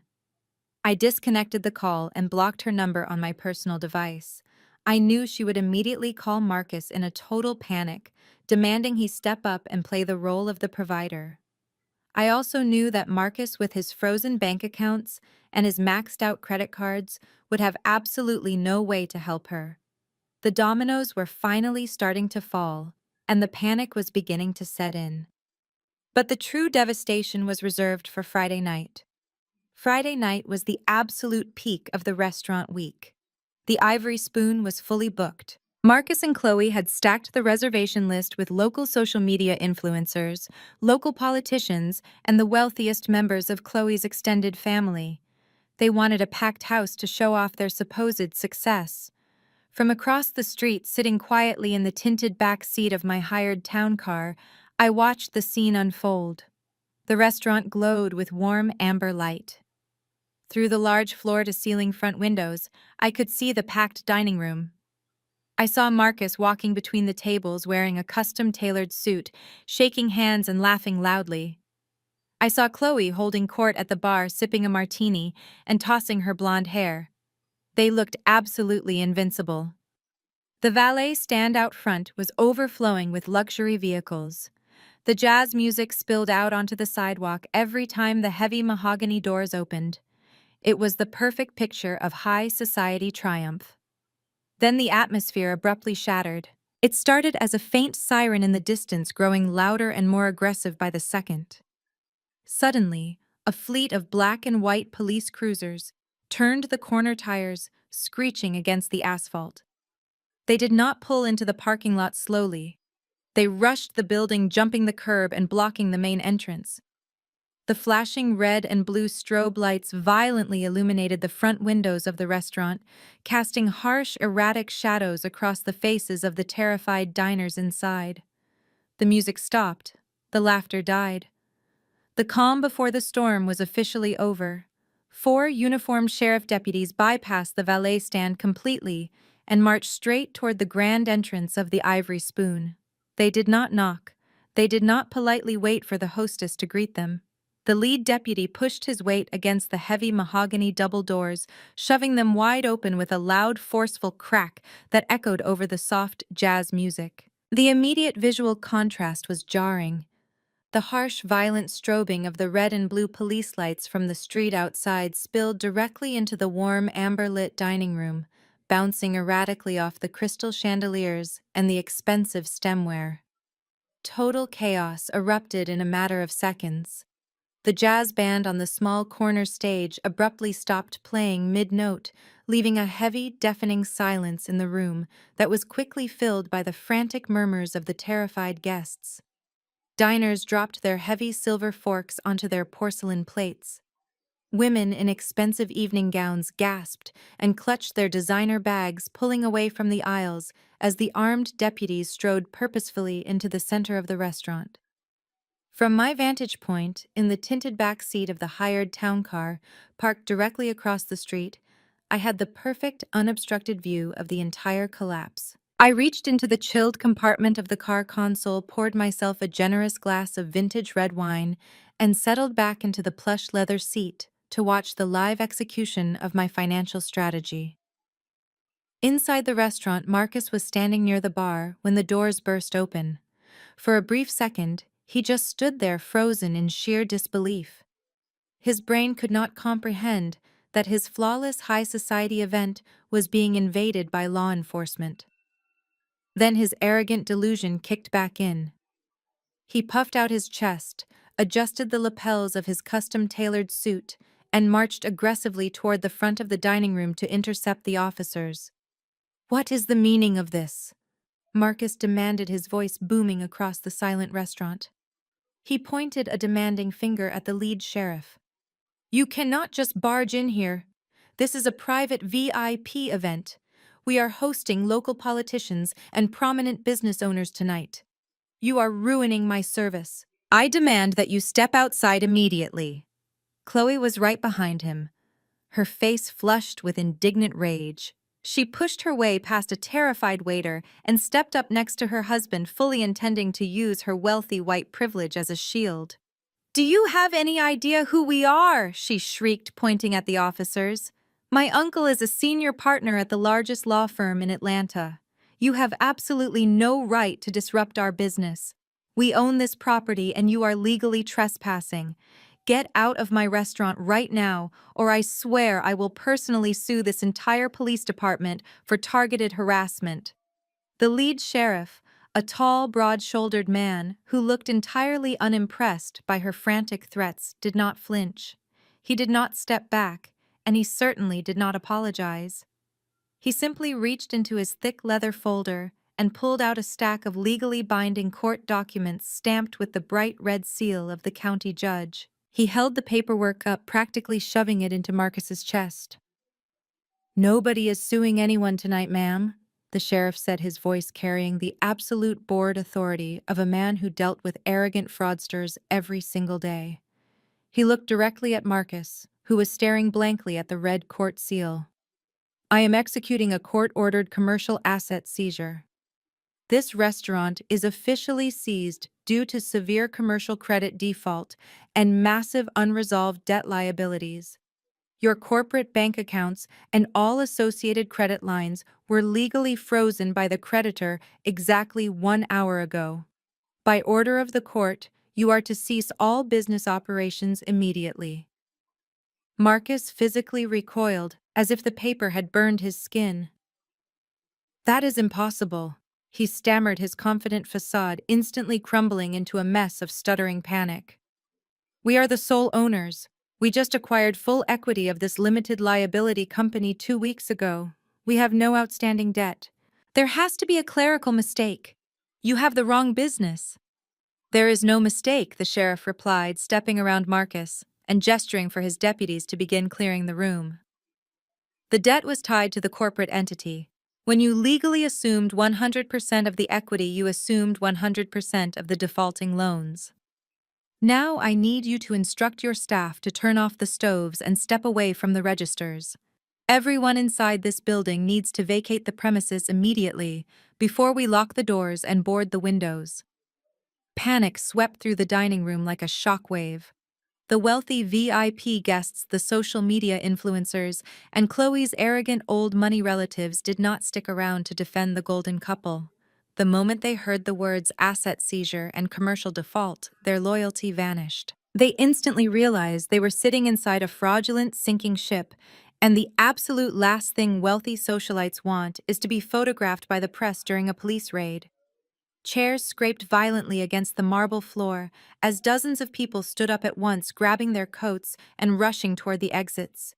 They abandoned their half-eaten expensive meals and pushed past Marcus and Chloe without making eye contact, treating them like they were suddenly contagious. Chloe spun around, watching her own family members literally running out the back doors to avoid the humiliation. "Wait!" she cried out, reaching her hand toward her fleeing aunt. "Please do not leave. This is just a huge misunderstanding." But nobody stopped. The grand illusion was dead. Marcus was hyperventilating. His hands shook violently as he reached into his suit jacket and pulled out his cell phone. I watched him frantically tapping the screen, desperately trying to open his corporate banking application to prove the sheriff wrong. I took a slow, satisfying sip of my red wine, knowing exactly what he was seeing on that small, glowing screen. Access denied. Account locked. Zero available funds. The massive negative balances flashing in bright red numbers, confirming that his entire financial existence had just been wiped out. He stared at his phone for 3 agonizing seconds before his head snapped up. His eyes widened as the devastating realization finally hit him. He suddenly understood that the seemingly innocent equity transfer document I had signed 2 weeks ago was not a surrender. It was a Trojan horse, and he had willingly dragged it right through his own front doors. My cell phone buzzed in the cup holder next to me. The caller ID flashed Marcus's name. I let it ring 3 times, savoring the sheer desperation vibrating through the device. On the fourth ring, I pressed the green accept button and activated the speakerphone, letting his frantic voice fill the quiet luxury cabin of the town car. Nia. He screamed, his voice cracking with absolute raw terror. The background noise of the police raid and the shouting deputies echoed loudly through the phone. Nia. What did you do? The police are here. They are shutting down the restaurant. They said the accounts are frozen. Fix this right now. Tell your lawyers to call the bank and stop this raid. I took another sip of my wine, swirling the dark red liquid in the crystal glass. I cannot do that, Marcus. I replied, my voice completely calm and smooth, cutting through his chaotic panic like a blade. I do not have the legal authority to stop the bank from seizing those assets. I am no longer affiliated with that company. What are you talking about? He yelled, practically sobbing into the receiver. You are the primary investor. You funded this entire place. You have to stop them. Did you not read the documents you forced me to sign 2 weeks ago? I asked, leaning closer to the phone. I transferred my entire ownership stake directly to you and Chloe. The company belongs entirely to you now. And unfortunately for you, that means the massive defaulted debt belongs entirely to you as well. I hope you enjoyed the VIP dinner, because it is the very last meal you will ever serve. You are insane, he screamed at the top of his lungs, his voice echoing out of the restaurant doors and reaching me all the way across the street. You signed away your equity. You have no authority here. I sat perfectly still in the back of the hired town car. For the first time tonight, I stopped swirling the red wine in my crystal glass. I did not shift in my seat. I did not adjust my posture. I stared directly straight ahead, through the tinted window, letting the chaotic flashing lights of the police cruisers reflect in my eyes. The camera of my life was finally locked in place. I was no longer pacing anxiously across my penthouse floor. I was no longer shrinking myself to fit into their toxic family dynamic. I was entirely grounded and in absolute total control. You are absolutely right, Marcus, I said. My voice was eerily calm, cutting through the frantic background noise of the police raid echoing from the phone speaker. I relinquished my equity. I signed over every single share of that limited liability company. I gave you 100% ownership of the restaurant, just like you and your wife demanded at that dinner. You have all the authority now. Then call the sheriff off, he begged, his voice cracking into a high-pitched whine. If I am the sole owner, they have absolutely no right to be here shutting down my launch. You have to tell the bank it is a massive clerical mistake. Tell them to unfreeze my accounts, Nia. There is no mistake, I replied smoothly. You see, Marcus, you spent your entire life believing that being a successful businessman just meant having your name printed on the door and ordering people around. You and Chloe were so obsessed with the glamorous aesthetics of ownership that you never bothered to actually learn how corporate finance works. You thought the $600,000 I deposited into your account was a loving family gift. When I demanded a formal contract, you thought I was just buying shares of your imaginary culinary genius. The line went completely silent, except for the heavy, ragged breathing of my brother standing on the sidewalk. I could see him through the window pressing the phone hard against his ear. But the $600,000 was never equity. I stated clearly, articulating every single syllable so there could be no confusion. It was senior secured debt. I could practically see the blank, uncomprehending stares on their faces. They were financially illiterate people playing a high-stakes game they simply did not understand. To them, words like equity and debt were just interchangeable corporate jargon. But in the ruthless world of commercial investment, those words mean the difference between absolute freedom and total ruin. Let me explain it to you, since your expensive high society lawyers apparently failed to do so. I continued, my tone remaining perfectly flat and educational. When I funded this restaurant, I structured the capital as a massive commercial loan provided by my private asset management firm. The restaurant itself, the building, the expensive imported kitchen equipment, and the liquor license acted as the primary collateral. And that specific loan was drafted with a very strict balloon payment clause. "What does that mean?" Marcus whispered, sounding completely broken. "A balloon payment clause dictates that the entire principal balance of the loan, plus all accumulated interest, becomes due immediately under certain specific trigger events," I explained. "And one of those non-negotiable trigger events is a total transfer of corporate equity." I paused, letting the devastating reality begin to sink into his panicked brain. I watched Chloe grab his shoulder, shaking him and demanding to know what I was saying. "When you and Chloe cornered me at that dinner table," I said, my voice dropping to a lethal whisper. "When you paraded your wealthy relatives around to intimidate me and shoved that sloppy legal document in my face, you thought you were executing a hostile takeover. You thought you were stealing my business out from under me. But what you actually did was legally assume 100% of my toxic debt." Marcus let out a choked, gasping sound as the trap finally snapped shut in his mind. "You triggered the balloon payment, Marcus. By forcing me out of the company, you made the entire massive loan due the very second my gold pen left the paper. When you tricked me into signing over the equity, you assumed 100% of the debt. And because you were already in severe default from not paying your vendors, you also assumed the 25% penalty interest rate. That is $750,000 due immediately upon receipt. Since you do not have the cash, my firm placed an immediate commercial lien on your operation, froze your secondary accounts, and sent the sheriff to seize the collateral. You are entirely bankrupt." I watched through the tinted glass as Marcus physically collapsed.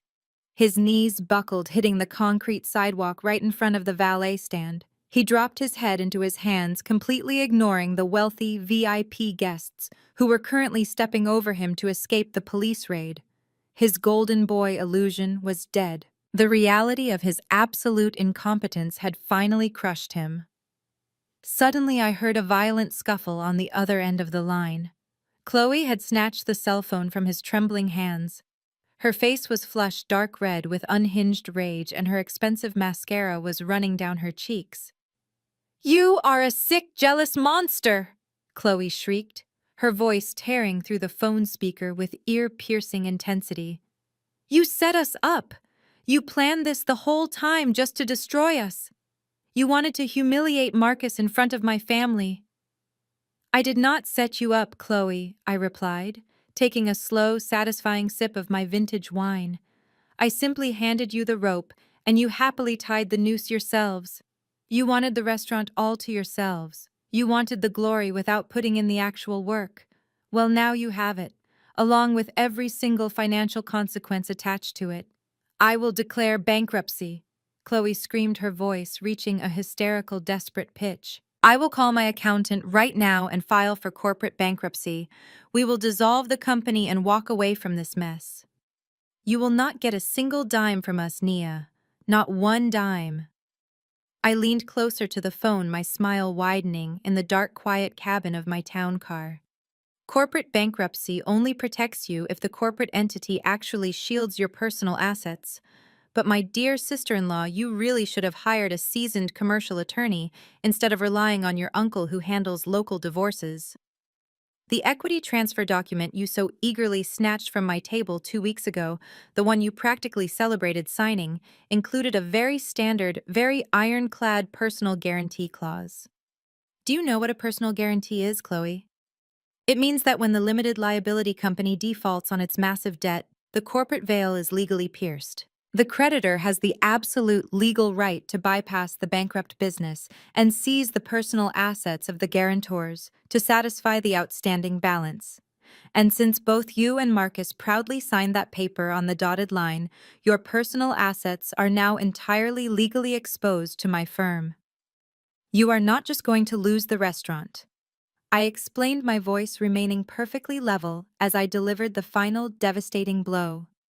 Tomorrow morning, the bank is going to send a repo truck to your driveway for that brand new Porsche you have been driving around town. They are going to seize your expensive designer handbags, your jewelry, and the equity in that beautiful suburban house you love, showing off on your social media accounts. You wanted to be an independent boss babe who built a legacy.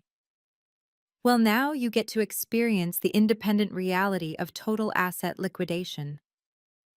Through the tinted window of the town car, I watched the exact moment her entire world ended. If this were a documentary, the screen would split right down the middle in this exact second. On one side, you would see me sitting in the quiet luxury of my vehicle, wearing a calm, deadly smile of absolute victory.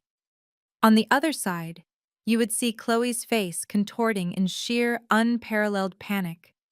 The color completely drained from her skin, leaving her looking pale and physically sick under the harsh, flashing police lights. The arrogant high society persona she had weaponized against me for years instantly evaporated, leaving behind nothing but a terrified woman facing complete financial ruin. She slowly lowered the phone from her ear. She turned to look at Marcus, who was still kneeling on the concrete sidewalk with his head buried in his hands. The illusion of their perfect, bulletproof marriage shattered into a million pieces. In the face of absolute destruction, she did not kneel down to comfort him. She did not wrap her arms around him and promise that they would fight this battle together. Her conditional love vanished the exact moment the money did. Chloe raised her hand and slapped her husband across the face with every single ounce of strength she possessed. The sharp cracking sound of her palm striking his cheek was so loud it echoed down the block, causing several police officers to stop and turn their heads. "You absolute idiot!" she screamed at him, her voice tearing through the cool night air. "You told me it was just a standard ownership transfer. You told me you read the contract. You told me your stupid sister was just surrendering her shares because we intimidated her. You ruined my life, Marcus. You promised me wealth and status, and you gave me your pathetic, toxic debt." Marcus stumbled backward, clutching his red cheek, looking up at his wife with wide, terrified eyes. He opened his mouth to defend himself, to offer some pathetic excuse, but no words came out. He had finally run out of lies. The humiliation was absolute, and it was playing out on a completely public stage. I watched as Chloe's elite, wealthy relatives, the exact same people who had sneered at me and forced me to sit by the kitchen doors, witnessed the entire pathetic spectacle. They stood clustered near the valet stand, watching the golden couple tear each other apart in front of armed sheriff deputies. But they did not rush forward to help her. Old money despises public scandal and financial failure more than anything else in the world. To them, Chloe was no longer a victim. She was a massive liability who had just permanently embarrassed their family name. Her aunt and uncle, the ones who had mocked my corporate career, exchanged a single disgusted look. They pulled their expensive cashmere coats tightly around their shoulders and simply walked away. They walked right past Chloe, completely ignoring her frantic sobs and waving for their private driver. Within 2 minutes, her entire high society safety net had vanished into the Atlanta night, leaving her completely abandoned to face the mess she had helped create. I watched Chloe drop to her knees, crying hysterically on the pavement next to the man she now utterly despised. The police continued executing the warrant, systematically taping official neon closure notices to the mahogany front doors and locking down the premises. The grand launch party was officially a crime scene. The show was practically over, and I reached forward to tap the glass partition, intending to tell my driver to take me home to my penthouse. But the universe had one final act prepared for this tragedy. A silver luxury SUV aggressively swerved toward the curb, completely ignoring the bright orange police barricades. The tires screeched loudly as the vehicle jerked to a halt right in a fire lane. The driver's side door flew open and my mother Brenda jumped out. She must have received a panicked text from Marcus right before the police seized his phone and locked down the building. Brenda took one look at the chaotic scene, the flashing lights, the locked doors, the fleeing guests, and her precious golden boy crying on the sidewalk. She completely lost her mind. She ran past a deputy who tried to stop her, pushing her way toward Marcus. She grabbed him by the shoulders, frantically checking him for injuries, before she noticed the cell phone lying on the ground next to him. She snatched the phone up and brought it to her ear. I could hear her heavy, frantic breathing echoing through the speakers in my car. "Nia," she screamed, her voice tearing through the audio connection with unparalleled fury. "Are you completely out of your mind? You are trying to kill your own brother over a stupid misunderstanding about money. You cannot do this to him." "I did not kill him, Mom," I replied calmly, watching her wave her arms frantically on the sidewalk. "I simply gave him exactly what he asked for. He wanted the business, and now he owns it along with all of its problems." "You are a monster!" Brenda shrieked, tears of absolute rage streaming down her face. "You think you are so smart with your corporate contracts, but you are making a massive mistake. This is just a rented space, Nia. You do not own this building. The restaurant just leases this property from a commercial landlord. You have absolutely no right to lock him out of a property you do not even own. You cannot evict him." I listened to my mother scream her lungs out on the sidewalk. Her voice was shrill and desperate, clawing through the phone speaker with the fierce, irrational protective instinct she had only ever reserved for her golden boy. Through the tinted glass of my hired car, I watched her standing there under the harsh, flashing police lights. If there were a camera filming this exact moment, it would push in slowly, tracking right toward Brenda's sweating, panicked face. The background noise of the sirens, the shouting deputies, and the fleeing guests would completely drop out, leaving absolute dead silence. The only sound left in the entire world would be my cold, steady voice delivering the final, devastating blow. "You are absolutely right, Mom," I said. My voice was stripped of any daughterly affection. It was the calm, clinical voice of a corporate executioner. "The restaurant does not own this property. It is a commercial lease. Marcus signed a 10-year contract to rent this prime downtown real estate. He is just a tenant in a very expensive building." I heard Brenda let out a harsh breath over the phone. She actually thought she had found a legal loophole. She thought her sheer maternal willpower had somehow magically protected her son from the consequences of his own staggering incompetence. She genuinely believed that because the space was rented, I was overstepping my legal boundaries by sending the sheriff to the property. "But there is a very important lesson here about the commercial real estate market, Mom." I continued, speaking slowly so every single word could penetrate her absolute delusion. "Properties change hands all the time. Buildings are bought and sold by private equity firms and anonymous holding companies every single day. A smart business owner always knows exactly who holds the deed to the roof over his head. But Marcus is not a smart business owner. He was too busy picking out imported Italian marble and designer wine glasses to ever run a basic title search with the county clerk." Brenda stopped waving her arms. She stood perfectly still on the concrete sidewalk, clutching the phone to her ear. The fierce, righteous anger on her face began to rapidly melt away, replaced by a creeping, suffocating sense of dread. She was slowly realizing that I was not bluffing. I did not make legal threats unless I had the absolute paperwork to back them up. "Do you want to know who actually owns this building, Mom?" I asked, letting the question hang in the cool night air. "Do you want to know whose name is on the master deed that was filed downtown exactly 3 months ago?" There was no answer, just the sound of her ragged, terrified breathing. "My private asset management firm bought this entire commercial block," I stated. The words were heavy and absolute, dropping like an anvil on the other end of the line. I am not just his primary creditor. I am his landlord. I watched through the window as the blood completely drained from my mother's face. Her knees buckled slightly, and she had to reach out and grab the side of the brick building just to keep herself from physically collapsing onto the pavement. And your brilliant son, the culinary genius, who was going to build a massive family legacy, has not paid his rent in over 60 days, I explained smoothly. He has been in direct violation of his commercial lease since the day he opened those heavy mahogany doors. Commercial tenants do not get the same sympathetic grace periods as residential renters. In the corporate world, when you do not pay for your space, you lose it immediately. I paused, letting her look at the armed officers standing guard at the front entrance of the restaurant. So those armed deputies standing in the lobby right now are not just there to seize the kitchen equipment and freeze the bank accounts, I told her. They are legally enforcing an active eviction notice. They are officially locking him out of my building. He is trespassing on my private property. The collapse was total and absolute. The grand illusion of the perfect family, the golden child, and the high society daughter-in-law was completely pulverized into dust. Marcus, who was still kneeling on the ground, finally understood the sheer magnitude of his defeat.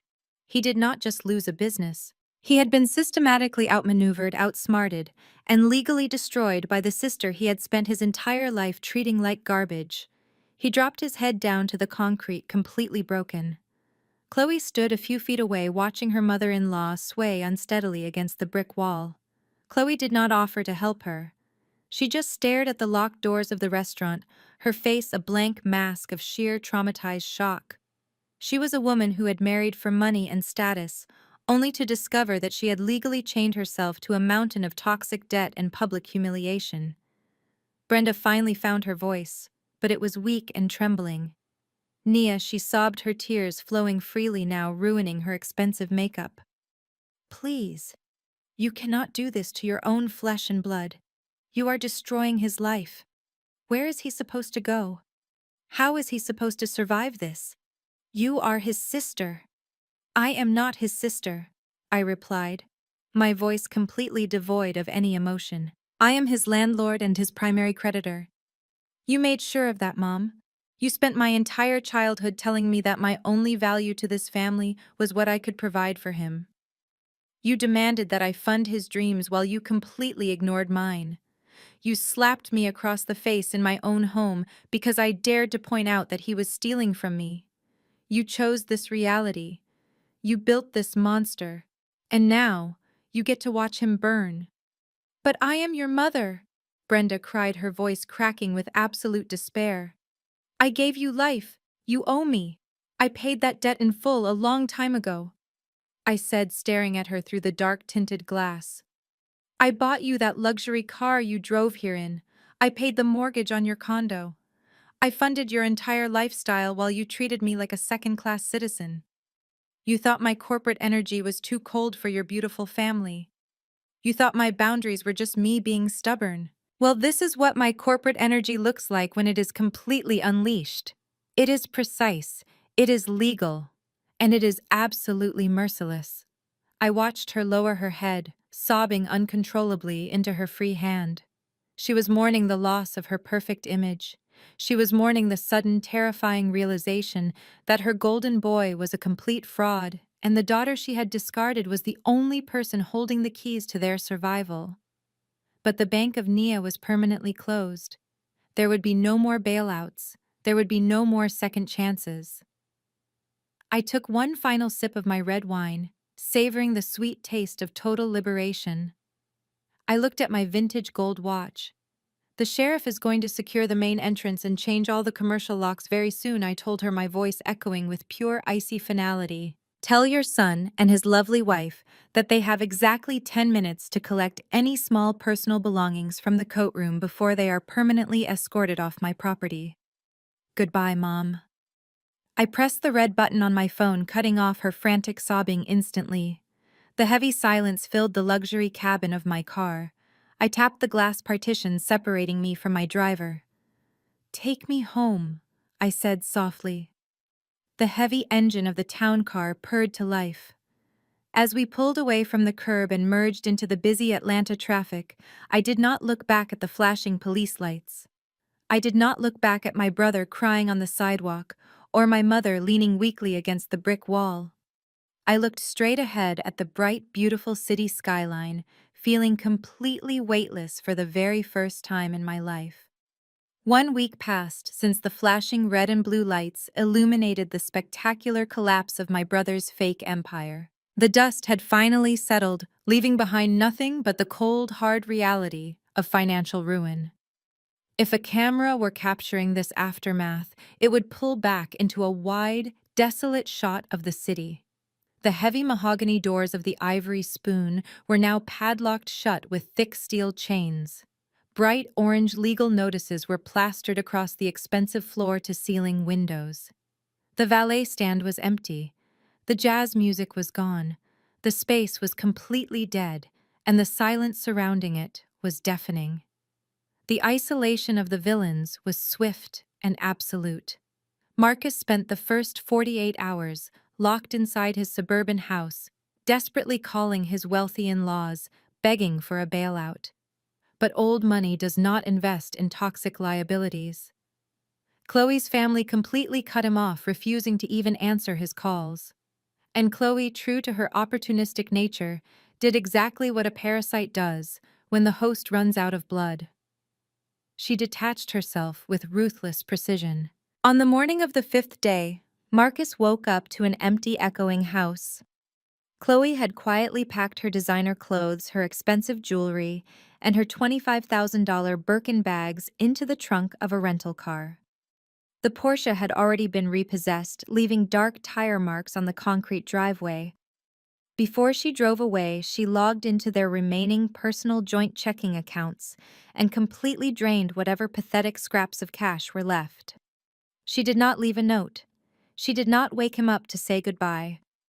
She simply left a typed divorce petition drafted by her uncle sitting on the kitchen counter next to a pile of unpaid utility bills. She disappeared into the wealthy suburbs, leaving Marcus entirely alone, buried under $750,000 of aggressive corporate debt with absolutely no way out. The golden boy was finally forced to sit alone in his empty house, facing the terrifying consequences of his own arrogance. But the collateral damage of my brother's staggering incompetence did not stop with his ruined marriage. The financial shockwave was just beginning to hit its secondary targets, and it hit my mother with devastating force. Brenda was sitting in her luxury condominium sipping her morning coffee and trying to pretend her world was still intact when a loud knock interrupted her peaceful routine. It was not a friendly neighbor dropping by for a chat. It was a court-appointed process server. He handed her a thick manila envelope containing a civil court summons. Brenda tore open the envelope, and the sheer, terrifying reality of what Marcus had done finally crashed down on her. The unsecured personal loan for $100,000, the one Marcus had fraudulently secured using her social security number, had officially defaulted. The predatory lenders did not care that she was a mother trying to protect her son. They only cared about the legally binding signature on the digital contract. Because her name was on the loan, the creditors immediately moved to secure their funds. The financial algorithms showed absolutely no mercy. In a matter of days, her pristine credit score plummeted by hundreds of points, completely decimating her purchasing power. The bank froze her modest retirement savings, blocking her access to every single dollar she had put away for her future. Every credit card in her wallet was abruptly canceled. When she went to the grocery store to buy basic necessities, her card was loudly declined at the register, forcing her to walk out empty-handed in front of a long line of impatient customers. The auto pay on her condominium lease bounced for the second time. Her prestigious country club membership was publicly revoked, and her name was posted on the delinquent accounts board. She went from being a proud high society mother to a broke delinquent debtor in less than a single week. The property management company running her luxury condo complex did not offer her a grace period or a sympathetic ear. When she could not produce the rent, they handed her a formal notice of eviction. She was given exactly 48 hours to pack up and vacate the premises. The wide shot of her downfall would show a broken woman dragging her luggage through the pristine lobby of her building. She had to walk past her wealthy neighbors, avoiding their judgmental stares as she loaded her entire life into the trunk of a cheap rideshare vehicle. She had nowhere to go. Her friends had abandoned her the moment her credit card started declining. Her son was dodging her calls, too ashamed and too broke to offer her a couch to sleep on. She had entirely run out of options. It was a rainy Tuesday afternoon when the security intercom in my penthouse buzzed loudly. I was sitting at my glass desk, finalizing the liquidation paperwork for the restaurant's commercial kitchen equipment. I pressed the button to connect to the lobby. The concierge sounded deeply uncomfortable. He informed me that my mother was standing in the lobby with 3 large suitcases, aggressively demanding to be led up to my residence. I did not panic. I did not feel a sudden rush of daughterly guilt. I simply instructed the concierge to grant her access to the elevator. I wanted to see this final act play out face to face. I walked out of my home office and stood in the center of my massive living room. The wide open space of my penthouse felt incredibly quiet and serene, a sharp contrast to the chaotic desperation that was about to step off the elevator. A few moments later, I heard the heavy footsteps approaching my front door, followed by a series of frantic, desperate knocks. I walked over to the heavy oak door, unlocked the deadbolt, and slowly pulled it open. Brenda stood in the hallway looking like a complete stranger. Her perfectly styled hair was frizzy and unkempt from the rain. The expensive silk dresses she loved to flaunt were replaced by a wrinkled, oversized sweater. She was gripping the handles of 2 heavy suitcases, her knuckles turning stark white from the tension. Her face was pale, drawn, and aged by at least 10 years in a matter of days. The arrogant, entitled woman who had slapped me across the face in this very apartment was completely gone. In her place stood a terrified, broken woman staring at me with wide, desperate eyes. "Nia," she choked out, her voice trembling uncontrollably. She dropped the suitcases to the floor and took a step toward me, holding her hands out in a desperate, pleading gesture. "Please, Nia, I have nowhere else to go. The bank took everything from me. They froze my accounts. The condo management locked me out this morning. Marcus will not even answer my phone calls. He is hiding from the creditors, and I am completely alone. I need a place to stay, just for a little while until I can get this sorted out." I stood perfectly still, blocking the entrance to my sanctuary. I did not reach out to hold her hands. I did not step aside to let her drag her luggage into my foyer. I just looked at her with an expression of absolute emotionless calm. "You cannot turn me away," Brenda sobbed, tears streaming down her exhausted face. "I am your mother, Nia. We are family. Blood is thicker than water. You have so much room in this massive apartment. You have millions of dollars. You cannot just leave your own flesh and blood out on the street. I know I made mistakes. I know I was harsh with you. But I was just trying to keep the family together. Please find it in your heart to forgive me. We are family." Her words echoed in the quiet hallway. She was weaponizing the concept of family one last time, desperately trying to cash a check on a relationship account that had been bankrupt for decades.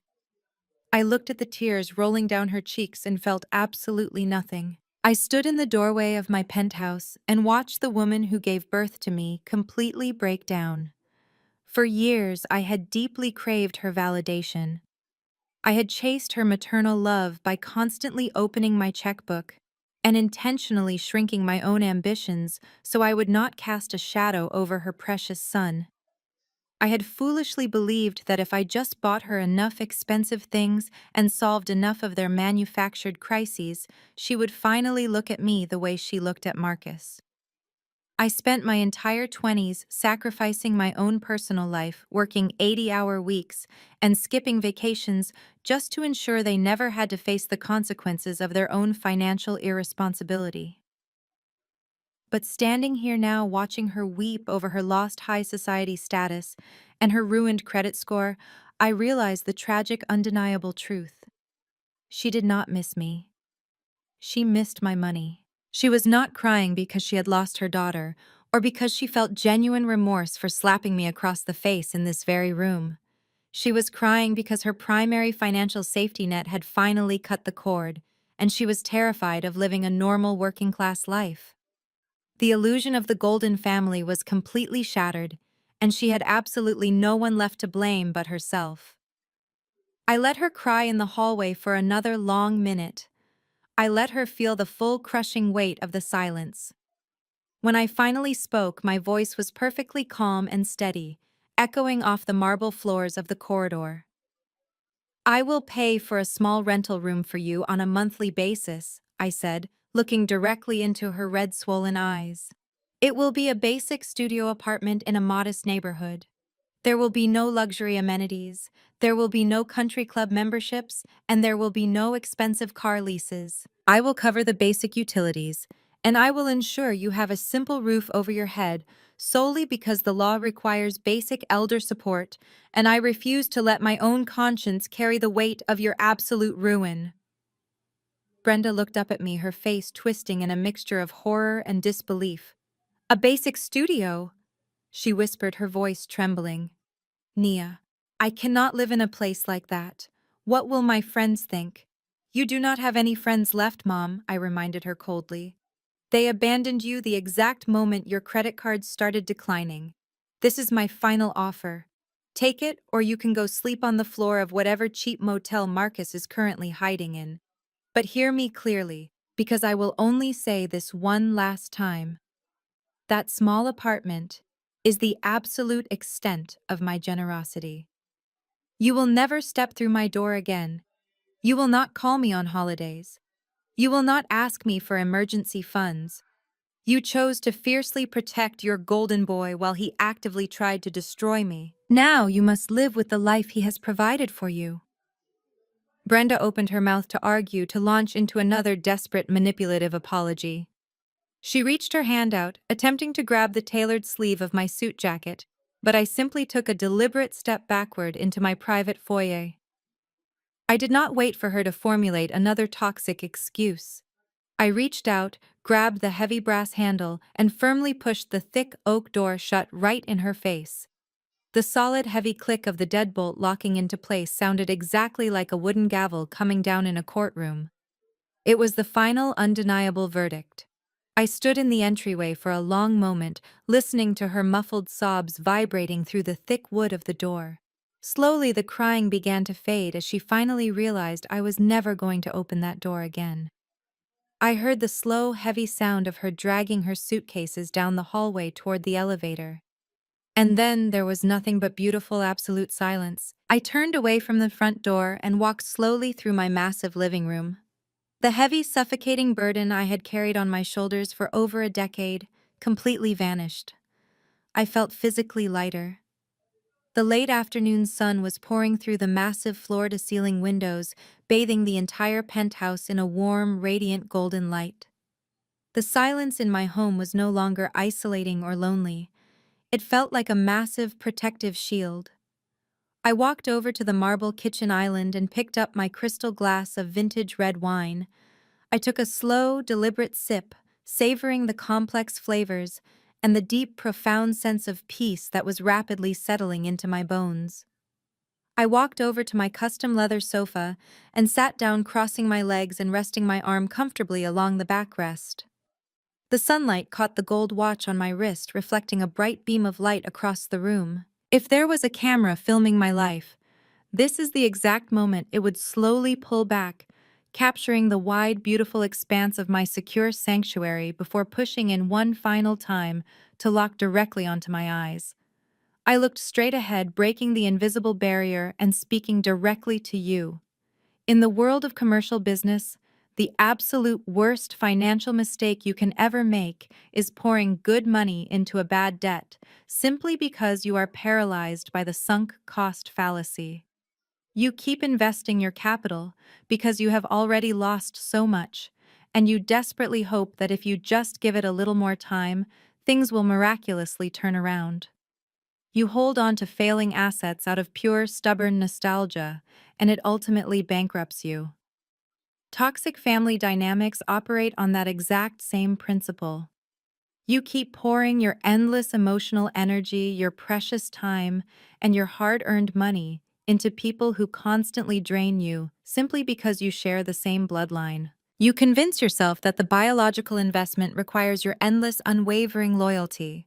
You let them cross your boundaries and disrespect your peace because society tells you that family is everything. But the truth is, the sweetest revenge is not watching them fall. It is not the dramatic police raids, the shattered luxury cars, or the spectacular public bankruptcies. Those things are satisfying, but they are only temporary. The truest, most permanent revenge is the quiet, beautiful morning you wake up and realize you have the absolute power to remove them from your life permanently. It is the profound realization that their manufactured emergencies, their desperate phone calls, and their endless drama are simply no longer your problem. You are not obligated to set yourself on fire just to keep your toxic relatives warm. I built a massive commercial real estate empire by knowing exactly when to cut my losses and walk away from a bad deal. Learning to apply that exact same ruthless logic to my own bloodline was the hardest but most valuable lesson of my entire life. Today, my portfolio is thriving, my bank accounts are secure, and most importantly, my mind is entirely at peace. Have you ever had to use cold, hard logic to cut off a blood relative who treated you like a walking ATM? Have you ever had to legally and emotionally evict toxic family members in order to protect your own peace and preserve your own future? I would love to read your stories. Tell me how you found your freedom in the comments below.